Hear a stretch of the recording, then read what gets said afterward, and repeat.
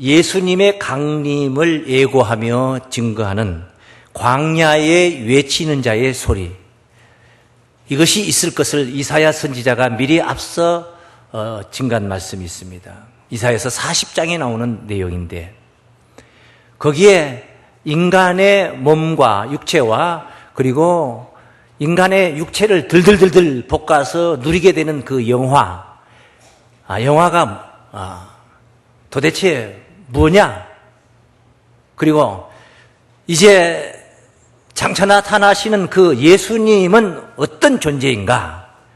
이런 문제를 증거한 말씀 중에 그 한 부분만 보면은 이사야 40장 6절에서 8절 말씀에 증거된 말씀입니다. 말하는 자의 소리여 가로되 외치라. 대답하되 내가 무엇이라 외치리까? 가로되 모든 육체는 풀이요 그 모든 아름다움은 들의 꽃 같으니. 모든 육체는 풀이라는 거죠. 풀. 그리고 그 모든 아름다움은 풀의 꽃 같으니. 그 뒤에 보니까 풀은 마르고 꽃은 시들면 여호와의 기운이 그 위에 불미라. 따라하시면 이 백성은 실로 풀이로다. 인간은 풀과 같은 존재인 것입니다. 그런데 이 풀이 어찌 된다고 합니까? 마른다는 것이죠. 풀은 마르고 그 영화는 풀의 꽃과 같은데 꽃은 시든다는 것이죠. 열흘을 못 버티고 시들어버리는 게 바로 꽃입니다. 제 아무리 향기롭고 아름다움을 뽐내는 그런 꽃이라 해도 그렇게 시들 수밖에 없다는 거예요.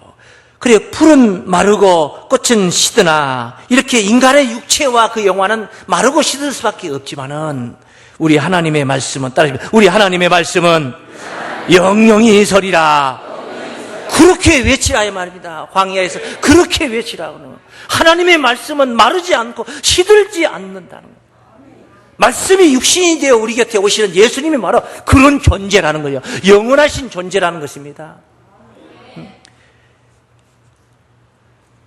영원하지 못하는 육체를 믿고 사는 사람, 그리고 한평생 그 영화 때문에 일생을 바치며 분투하는 그런 사람들이 있습니다. 마르고 시들 수밖에 없는 것을 붙들고 말입니다. 영영이 서리라 하신 그 말씀을 뒷견에 두고 말입니다. 우리의 신앙길은 마르고 시들는 그런 육체를 믿고 그 영화를 쫓아가는 게 아닙니다. 영원하신 하나님의 말씀을 쫓아서 말씀이 영원할진데, 우리가 쫓는 말씀이 영원할진데, 우리 또한 그 말씀을 만난 우리 또한 영원한 영생을 누리게 될 줄을 믿습니다. 그래서 이게 신앙인 것입니다. 그런데 신앙이라는 것은 그냥 앉아서 식은 죽 먹기도 아니고 비닐하우스 같은 데서 오이고이 그렇게 가꾸어지는 게 아닙니다. 세상에 노출되어서 세상에서 뒹굴며 부딪히며 그 신앙을 키워가기 때문에 말입니다. 그래서 고난이 뒤따른다. 고난이 있다 하지만은 장차 나타날 우리의 영광이 크다면은 능히 고난을 또한 감내하고 극복하고 이겨서 영광의 주역이 되어야 될 줄로 믿습니다. 로마서 8장 17절 말씀에 우리가 신앙 안에서 이제 하나님의 자녀가 된다면, 이런 믿음 안에서 우리가 하나님의 자녀가 된다면, 또한 후사 곧 하나님의 후사요 그리스도와 함께한 후사니 우리가 그와 함께 영광을 받기 위하여 고난도 함께 받아야 될 것이라. 네. 영광을 받기 위해서 고난도 함께 받는 겁니다. 고난은 싫고 영광만 좋다고 해서 그것만 취할 수 있는 게 아니에요. 고난을 겪으면서 영광을 우리가 얻게 되는 것입니다. 그래서 고난을 받다 만약에 어그러져 버리고 무너져 버리고 망가져 버리면 어떻게 되냐 말이에요. 극복해야 될 고난이라는 거예요. 우리가 극복할 수 있는 것은 현재의 고난은 장차 우리에게 나타날 영광과 비교할 수 없기 때문인 줄로 믿습니다. 그 말씀을 그 다음 구절에 18절에 언급을 했습니다. 생각하되 현재의 고난은 장차 우리에게 나타날 영광과 좋게 비교할 수 없도다. 현재는 고난이지만은 장차는 영광이라는 거예요. 비교할 수 없는 엄청난 영광이 준비되어 예비되어 있다는 것입니다. 그러므로 지금 당장에 있는 일시적인 것보다 우리는 영원한 것을 추구해야 될 줄로 믿습니다. 따라하시겠습니다. 일시적인 것보다 영원한 것을 추구하자. 세상 나라 것은 일시적인 것입니다. 영원하지는 못합니다. 권세도 부도 건강도 모든 것이 다 영원하지 못한 것입니다. 우리가 추구하는 하늘나라의 것이 바로 영원한 것인 줄로 믿습니다. 예수님의 천국 비유 중에 부자와 나사로에 관한 이야기를 누가복음 16장에서 다루고 있는 것을 여러분이 잘 아실 줄 압니다. 부자가 자색 옷과 고운 베옷을 입고 날마다 화롭게 연락을 하는데 연회를 베푸고 잔치를 베풀며 그렇게 있는데 나사로라는 그런 거지가 한 사람이 있었습니다. 헌데를 앓고 있었습니다. 부자의 대문 앞에서 부자의 상에서 떨어지는 부스러기를 주워 먹고 있는 그런 거지 나사로 말입니다. 개들이 와서 그 헌데를 핥더라 했습니다. 두 사람이 공이 죽었습니다. 나사로는 천사의 손에 받들려서 아브라함의 품에 들어가고 이 부자는 저 불못에 들어가서 애원을 하기를 나사로를 시켜서 물 한 방울만 찍어다가 내 혀끝에 내려서 내 혀로 서늘하게 해달라. 목이 말라보지 않은 사람은 물 한 방울의 귀함을 모를 것입니다. 목이 타서 그 혓바닥이 이렇게 길었던 혓바닥이 점점 말려 들어가서 혀가 정말 1cm도 안 되는 1cm도 안 되는 그런 혀가 되기까지 말라서 목이 타서 죽어가는 그 순간을 여러분이 상상을 한번 해보십시오. 세상에서는 그렇게 연락을 하고 잔치를 했지만은 그들이 죽으니까 영원한 세계에서는 어찌 되었습니까? 완전 뒤바뀐 인생으로 바뀌어져서 반전이 되어서 나사로와 부자가 영화를 누리고 고난을 겪는 그런 광경을 예수님은 누가복음 16장에서 비유를 했던 것입니다. 우리의 육체는 아무리 잘 먹고 잘 가꾸고 운동을 하고 하루에 10,000보 이상을 걷고 1시간 2시간 그렇게 우리는 뜀뛰기를 하면서 건강관리를 한다 해도 어쩔 수 없이 시간이 가면 후패에 가는 것이 인간의 육체이고 겉사람인 것입니다. 어쩔 수 없는 거예요. 다행인 것은 그 인간의 육체라는 것은 일시적이고 잠깐 내에 있다가 가는 존재라는 거예요. 그게. 그러나 오늘 이런 가운데서도 우리가 분투하며 저축하는 마음으로 우리가 투자를 하고 아끼지 않고 투신하고 있는 이 속사람은 바로 시들지 않고 후패하지 않는 영원한 것인 줄로 믿습니다. 이 속사람은 우리가 투자할 가치가 있는 것이다 이 말이에요. 세상의 육신적인 것 아무리 부유하지만은 우리의 영혼을 위해서 투자한 것이 없다면 인생 잘못 산 겁니다. 그 인생 정말 헛된 인생을 산 거라 이 말입니다. 하나님께 부유하지 못한 사람, 자기에게는 부유하고 후패할 인간에게는 그 육체에는 부유하고 하나님께는 부유하지 못했던 자에 관해서 또한 예수님께서 누가복음 12장 16절부터 증거된 말씀이 있습니다. 그 말씀 한번 쭉 읽어보겠습니다. 저에게 비유로 저에게 일러 가라사대 한 부자가 그 밭에 소출이 풍성하매 심중에 생각하여 가로되 내가 곡식 쌓아둘 곳이 없으니 어찌할꼬 하고 또 가로되 내가 이렇게 하리라 내 곡간을 헐고 더 크게 짓고 내 모든 곡식과 물건을 거기 쌓아두리라. 또 내가 내 영혼에게 이르되 내 영혼아 여러 해 쓸 물건을 많이 쌓아두었으니 평안히 쉬고 먹고 마시고 즐거워하자 하리라 하되 하나님은 이르시되 어리석은 자여 오늘 밤에 네 영혼을 도로 찾으리니 그러면 네 예비한 것이 네 것이 되겠느냐 하셨으니 하나님은 바로 어리석은 자를 이렇게 질타하고 계십니다. 네 것이 되겠냐 어리석은 자요. 이게 바로 자기의 영혼을 위해서 투자하지 못하고 육체에만 투자했던 자의 마지막 가는 길인 것입니다. 네 예배한 것이 네 것이 되겠느냐 하셨으니 그 뒤에 21절 말씀에 자기를 위하여 재물을 쌓아두고 하나님께 대하여 부여치 못한 자가 이와 같으리라. 영혼을 위해서 투자하지 못한 자들의 결말이 이렇게 된다는 말씀인 것입니다. 풀과 같은 자기의 육체에만 투자하고 영원하신 하나님의 말씀 앞에 바로 서지 못하는 모습의 그런 인생들의 현 주소를 책망하고 있는 말씀인 것입니다. 오늘 본문 말씀은 라오디게아 교회의 사자에게 보내는 편지입니다. 비단 라오디게아 교회, 그 교회 사자 한 사람에게 전하는 책망의 말씀이 아닙니다. 마무리되는 말씀은 7 교회에게 보낸 편지의 말씀들마다 마무리되는 말씀은 성령이 교회들에게 하시는 말씀을 귀 있는 자들은 들으라고 하고 있습니다. 귀가 있는 자들은 들을지어다. 성령이 교회들에게 하시는 말씀, 온 교회들에게 하시는 말씀이요, 교회라는 건물에게 그런 메시지를 전하고 있겠습니까? 교회 안에 있는 공동체 성도들에게 전하는 말씀이라는 것입니다. 사람이 당장은 부유하지만은 실제 내면의 세계에 들어가 보면 가난한 자들이 있습니다. 그런 자들이 실제로 존재합니다. 덩치가 크고 신체가 좋습니다. 엄청나게 좋은데 날마다 술에 취해서 사는 사람인지라 그 사람의 속은 골골골골 하고 있습니다.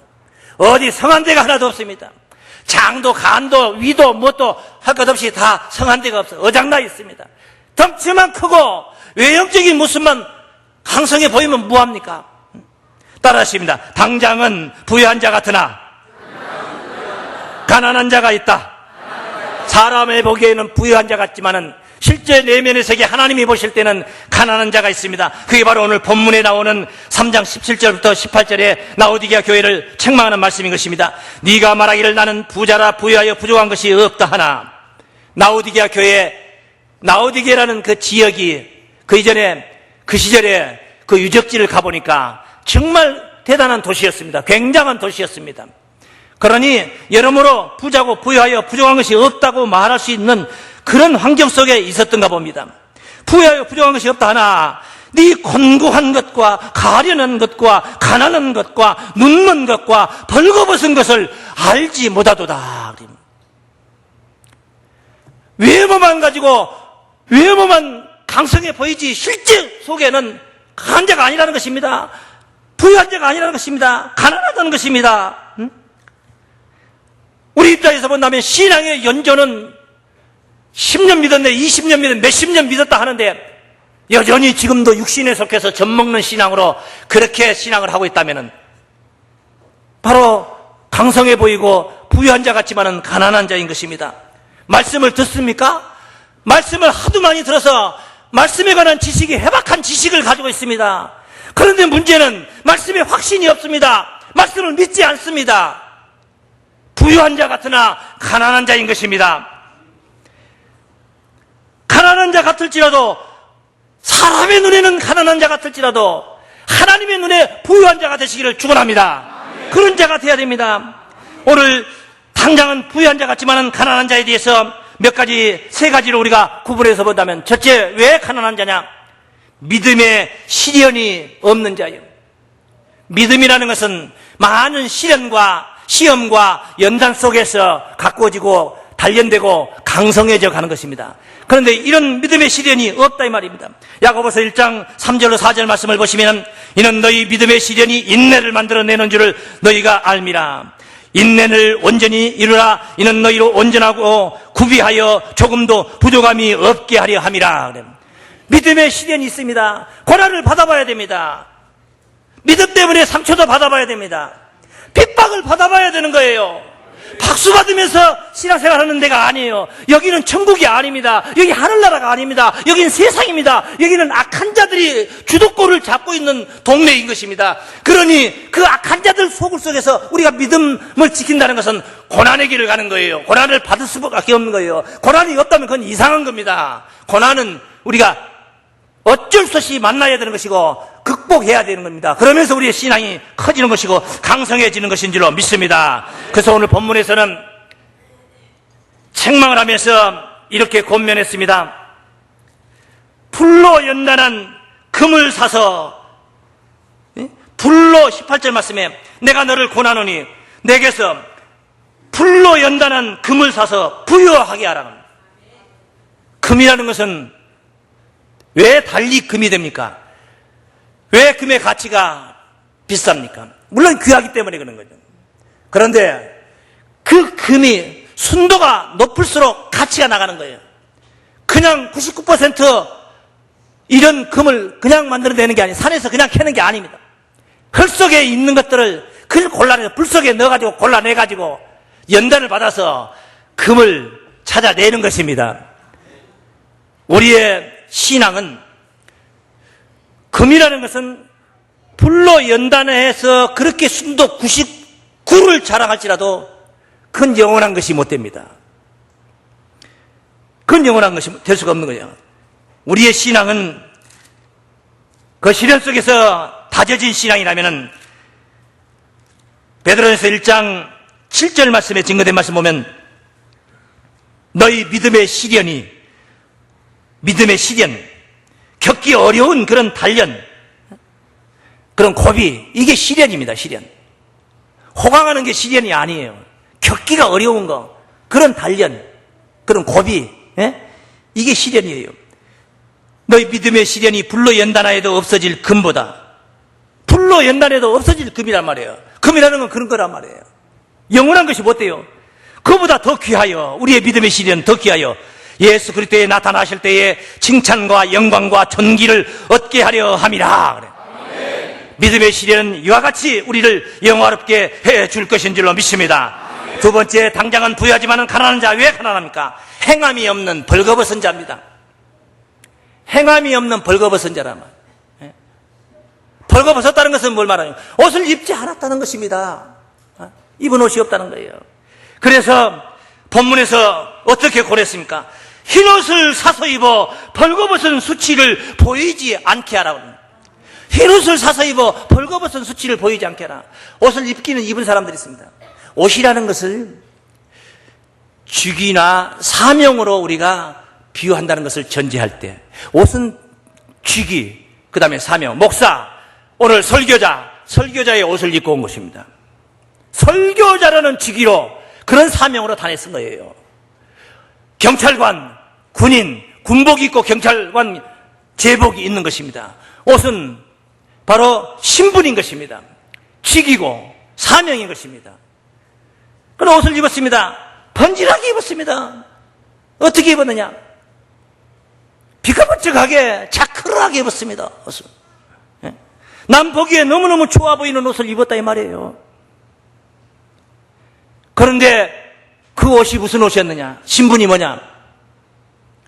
투자로 말하면 제비. 자크르합니다.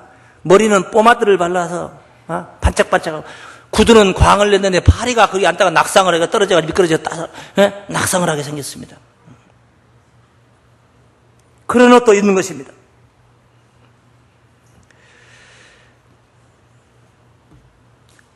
역주행이라는 거 여러분 아시죠? 역주행. 반대로 달리는 게 역주행이에요. 가야 할 방향을 위해서 가야 되는데 가야 할 방향과 점점 멀어져 가는 그게 역주행이죠. 반대로 가고 있는 거예요. 온갖 괴계와 거짓과 미혹의 영으로 그런 집단에서 큰 사명을 받아가지고, 그런 집단에서 큰 사명을 받아가지고 사명을 감당합니다. 그 사명이 옷이라고 칠 때에 옷이 비까번쩍한 옷을 입은 것입니다. 대단한 옷을 입었습니다. 하나님 앞에서도 그게 대단해질 수 있겠습니까? 미혹의 영에 심취된 사람들한테만 대단한 것이지, 그게 정상적인 진리의 영으로, 성결한 영으로, 정결한 영으로, 순결한 영으로 그렇게 충만한 자들 앞에서 그게 옷이 비가번쩍 자크란 옷이 될 수 있겠냐 이 말이에요. 거지 누더기 옷을 입은 것과 다를 바 없는 것이죠. 참된 진리의 말씀을 쫓아서 정결하고 거룩한 흰옷을 입으라 한 줄로 믿습니다. 옷이라는 것을 사명으로 표현할 때, 직위, 봉사의 직위로 표현할 때, 어찌 보면 옷을 입지 않은 사람들이 있습니다. 아무런 사명도 받지 않고 아무런 봉사도 하지 않습니다. 교회는 다닙니다. 예수도 믿습니다. 성경도 보고 예배도 참여합니다. 그런데 아무런 사명도 받지 않고 거부하고 아무것도 헌신 봉사한 게 없습니다. 1년 12달 단 한 가지도 헌신한 게 없습니다. 몸은 존재하되 옷은 못 입은 상태인 것입니다. 바람직스러운 옷을 입어야 됩니다. 그리고 그 옷에 합당한 충실함에 옳은 행실이 나타나야 되는 거예요. 어린 양의 아내 신부의 옷을 성경은 비유하기를 계시록 19장 8절에서 빛나고 깨끗한 세마포 옷이라고 했습니다. 빛난다는 것입니다. 깨끗하다는 것입니다. 세마포다는 것입니다. 자클하다는 거예요. 올이 곱다는 것입니다. 그런데 그 옷이 실제는 비유이니까 무엇을 가리켰습니까?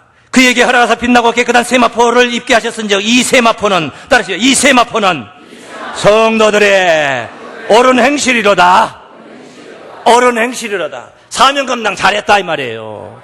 여러분 펄거벗은 자가 되어서는 안 됩니다. 옷을 입으세요. 어떤 옷이든지 하나씩 사명을 받아서 사명의 옷을 걸치고 그 사명을 감당하기 위해서 분투하십시오. 벗은 자로 나타나서는 안 되는 것입니다. 내가 도적같이 어리니 깨어 자기 옷을 지켜 벌거벗고 다니지 아니한 자가 복이 있도다 말씀하셨습니다. 깨어 자기 옷을 지켜라 이 말이에요. 정신 차리고 지켜라 이 말이에요. 지킬 것도 없는 옷이 없는 자는 어찌해야 되겠습니까? 옷이 없는 자 벌거벗고 튀어나오는 수밖에 없지 않습니까? 세 번째, 당장은 부유하지만은 가난한 자가 있습니다. 어떤 자냐? 눈이 있어도 소경인 자입니다. 눈이 없는 거 아닙니다. 눈이 있습니다. 그런데 있으나 마나 한 눈을 가졌다는 것입니다. 이사야 43장 8절 말씀에 눈이 있어도 소경이요 귀가 있어도 기머거린 내 백성을 이끌어내라 그래요. 그러니까 눈, 귀가 다 있지만은 소경이고 기머거린 그런 자들이 세상에는 존재하는 것입니다. 하나님이 보실 때는 영안을 갖지 못했다면 사랑의 눈을 떴고 이성의 눈을 떴고 재물의 눈을 떴고 명예의 눈을 떴지만은 하나님 앞에 눈을 뜨지 못한 자, 하늘 세계를 보지 못하고 있는 자, 마음의 눈을 떠서 하늘 세계에 하나님의 그 기업이 얼마나 풍성한가를, 하나님이 예비해 두신 그 기업이 얼마나 풍성한가를 그것을 눈을 감고도 마음의 눈을 뜨고도 이렇게 바라보면은 그 풍성함을 보는 즉시 무엇이 생기겠습니까? 소망이 생기지 않겠습니까? 하고자 하는 마음이 생기지 않습니까? 그런데 그런 눈이 없어요. 그런 걸 본 적이 없어요. 그런 걸 만나본 적이 없어요. 그런 걸 소개받아 본 적도 없어요. 그러니 소망이 없죠. 소망할 필요도 없는 것이고 말이에요. 에베소 1장 18절 말씀에 증거된 말씀입니다. 너희 마음 눈을 밝히사 그의 부르심의 소망이 무엇이며 성도 안에서 그 기업의 영광의 풍성이 무엇이며 그의 힘의 강력으로 역사하심을 따라 믿는 우리에게 베푸신 능력의 지극히 크심이 어떤 것을 너희로 알게 하시기를 구하노라.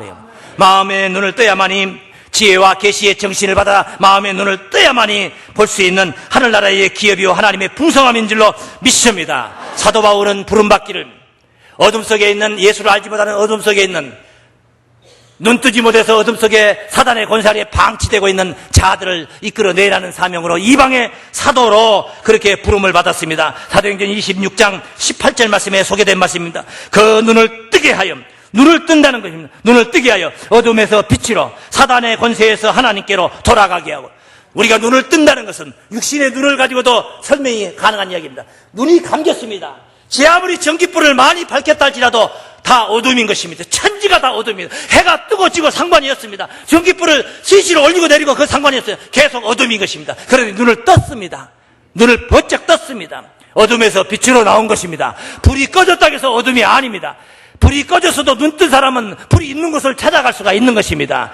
그래서 어둠에서 빛으로 나오는 건 눈을 떠야 됩니다. 여러분 눈을 뜨시길 바랍니다. 사명에 눈을 뜨시길 바랍니다. 하늘나라에 눈을 뜨시길 바랍니다. 이것이 바로 사단의 권세에서 하나님께로 가는 거란 말이에요.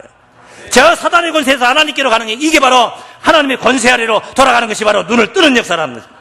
눈이 있어도 소경인 자에게 오늘 본문 말씀은 권하고 있습니다. 권면하고 있습니다. 내가 너를 권하니 안약을 사서 눈에 발라 보게 하라. 육신적인 안약은 약국에 있겠지만 우리의 영안을 밝혀주는 안약은 성경 안에 오늘 이 성전에 있는 줄로 믿습니다. 안약을 사서 눈에 발라 보게 하라 말씀하고 있는 것입니다. 이와 같이 당장은 부유한 자 같으나 가난한 자가 있다는 것입니다. 마지막으로 가난한 자 같지만은, 누가 봐도 가난하지만은 하나님이 보실 때는 부유한 자가 있습니다. 그것도 영원히 부유할 자가 있는 것입니다. 따라하십니다. 가난한 자 같지만 영원히 부유할 자가 되자. 할렐루야. 영원히 부유할 자가 되란 말이에요. 가난한 자 같지만, 우리 육신이 얼마나 열악합니까? 육신이라는 것은 가난한 겁니다. 아무리 강성해도 시간이 오려면 쇠퇴해 간다고 그러잖아요. 후퇴하는 그런 육체예요. 육신이 우리가 그렇게 약하지만은, 그래도 우리 영혼이 누굴 만났느냐? 하나님을 만난 거예요. 하나님이 어떤 존재입니까? 다윗이 하나님을 소개했습니다. 뭐라고 소개했어요? 그 유명한 시편 23장 1절 말씀이에요. 여호와는 나의 목자시니, 하나님이 나의 목자가 되어주신다는 거예요. 여호와는 나의 목자시니, 따라하면 내가 부족함이 없으리로다. 하나님이 나의 목자가, 전능자가 나의 목자가 되어주시는데 뭐가 부족할 게 뭐가 있냐 말이에요. 부족할 게 뭐가 있냐. 4절 말씀에 이렇게 말씀하고 있어요. 내가 사망의 음침한 골짜기로 다닐지라도. 우리가 세상을 산다는 것은 사망의 음침한 골짜기를 다니는 것과 똑같은 거예요. 해를 두려워하지 않을 것은, 그런다 할지라도 해를 두려워하지 않을 것은 주께서 나와 함께 하십니다. 주의 지팡이와 막대기가 나를 안위하시나이다. 할렐루야. 그러므로 환난 중에도 기뻐합니다. 환난 중에도 기뻐합니다. 왜? 환난이 다가 아니고 환난 넘어 저 언덕 넘어 바로 우리의 소망이 이루어지는 하나님과의 화평을 누리는 그 나라가 있다는 것을 알기 때문인 거예요.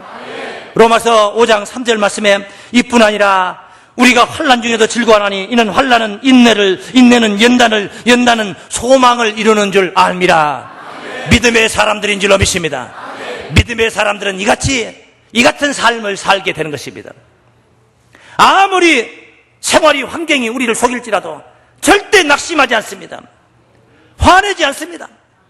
당연한 거기 때문에 어쩔 수 없는 겁니다. 어쩔 수 없는 거예요. 어떠한 경우라도 신앙심이 있어 믿음의 사람들은 즐거운 그런 세상을 살게 되는 겁니다. 삶이 즐거워 살만 나는 세상이 되는 겁니다. 네? 죽지 못해 사는 게 아닙니다. 하나님께로부터 의를 얻었으니 하나님과 화평한 가운데, 여러분 정치인이 대통령하고 사이가 안 좋다고 생각해 보세요. 권세자하고 사이가 안 좋다고 생각해 보세요. 우리의 영의 사람이 하나님과 관계가 안 좋아가지고 담벼락이 하나가 있고 여차하면 왜? 내가 너무나 굳은 게 많고 내가 저지른 게 너무나 많고 죄진 게 많으니까 하나님과의 담이 있다면 어찌 우리가 마음이 편할 수 있다. 신간이 편할 수가 없다는 거예요. 그런데 하나님께 예수 그리스도의 십자가의 사건으로 인해서 우리가 하나님께 의의를 얻었다는 거예요. 할렐루야. 옳은 사람으로 인정을 받는다 이 말이에요. 그리고 화평을 넉넉히 누리게 되는 줄로 믿습니다. 없는 것 같지만은 모든 것을 가진 자, 바로 믿음의 사람들입니다. 마지막으로 이 말씀 하나 더 봅니다. 고린도후서 6장입니다. 7절입니다. 고린도서 6장 7절. 진리의 말씀과 하나님의 능력 안에 있어 의의 병기로 좌우하고 영광과 욕됨으로 말미암으며, 별의별 거 다 거치는 겁니다. 영광만 있는 게 아니에요. 욕됨도 있는 겁니다. 악한 이름과 아름다운 이름으로 말하면 예수님 하나님의 아들이죠. 그런데 또 유대인들한테는 무슨 이름이에요? 바알세불, 귀신의 왕초, 그렇게 들은 거예요. 네? 악한 이름과 아름다운 이름으로 말하면 속이는 자 같으나 참되고, 어떤 사람은 볼 때 예수가 사기꾼입니다. 밀란을 일으키는 자입니다. 순전히 자기 살과 피를 먹으면 영생한다, 죽지 않는다느니, 어쩐다느니, 이런, 자기는 아브라함 이전부터 있었다고 하느니, 아무리 봐도 속이는 자 같습니다. 그러나 참되고, 할렐루야. 우리가 영의 세계를 보니까 진짜 참된 거. 그분은 태초부터 이미 하나님과 함께 계셨던 분이에요. 그 참되고, 무명한 자 같으나 무명한 자, 이름도 없는 분이요. 여기 저기 땅 모퉁이에 한반도 끝에서 그 예수한 사람 누가 있었습니까? 저 아메리카 대륙에서 예수한 사람 누가 있었어요? 저 유럽 대륙에서 예수한 사람 누가 있었어요? 아무도 없어요. 동네 갈릴리 나사렛 동네에 가난한 자들이나 예수 알았던 거예요. 무명한 자 같으나 유명한 자요. 세계상에 이렇게 유명한 자가 있습니까? 2000년이라는 세월 동안 계속 바로 베스트셀러가 되어서 그분의 이 자서전과 같은 이 성경이 바로 지금도 베스트셀러가 되어서 바로 많은 사람들이 읽혀지고 있고 많은 사람들이 소망하며 그분을 따라가고 있는 거 아니겠습니까? 우리가 바로 무명한 자 같으나 참으로 하늘나라에선 유명한 자인 줄 믿습니다. 하나님의 아들이요 후사입니다. 하나님 나라를 이어받을 후사여. 죽는 자 같으나 보라 우리가 살고 징계를 받는 자 같으나 죽임을 당하지 아니하고 근심하는 자 같으나 항상 기뻐하고 가난한 자 같으나 많은 사람을 부유하게 하고 아무것도 없는 자 같으나 모든 것을 가진 자로다. 할렐루야. 가난한 자 같으나 이 진리를 가졌으니까 모든 사람들을 많은 사람들을 부유하게 할 수 있는 그런 바로 영권이 있다 이 말이에요. 영권이 있다는 거예요. 저는 개척하면서 교회를 개척할 때에 엄청난 부자가 와서 부잣집 우리 권사님이 오셔서 집에 와서 기도를 해달라면서 집에 기도를 자기들 축복해달라는 내가 가진 게 아무것도 없는데 말이에요. 축복 기도를 해달라는 거예요. 육신적으로 볼 때 내가 그쪽에 쫓아 들어가서 한 푼이라도 헌금 좀 해달라고 해야 될 판인데 가서 쫓아가서 손 올리고 기도를 할 수 있는 그런 존재는 하나님이 바로 함께 하시고 우리의 영의 세계가 이와 같은 줄로 믿습니다. 가난한 자 같으나 영원히 부유할 자들로 하늘나라의 그 영광의 주역이 되시길 주의 이름으로 축원합니다.